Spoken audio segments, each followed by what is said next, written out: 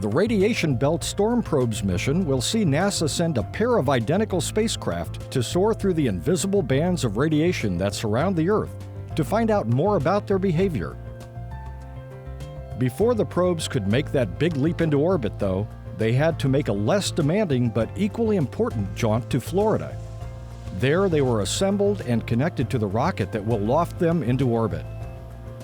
Built by the Applied Physics Laboratory in coordination with NASA's Goddard Space Flight Center in Maryland, the probes arrived in canisters inside a cargo aircraft at Kennedy Space Center in Florida in May.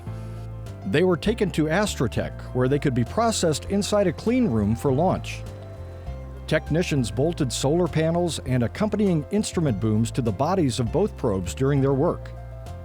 Those attachments were tested, and the satellites were also spun on a special table to make sure they would be stable in space.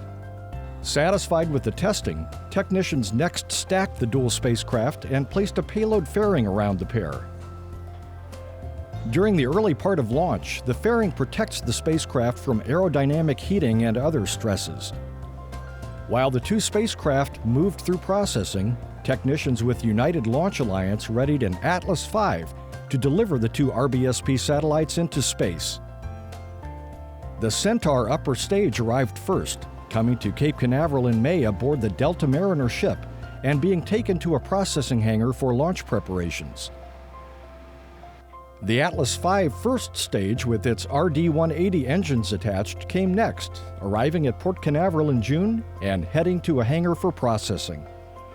In July, workers hoisted the first stage onto the launch platform at Space Launch Complex 41 at Cape Canaveral Air Force Station. The Centaur, a rocket stage with a long history of successfully deploying probes to the farthest reaches of the solar system, was lifted and attached next. The RBSP spacecraft came next.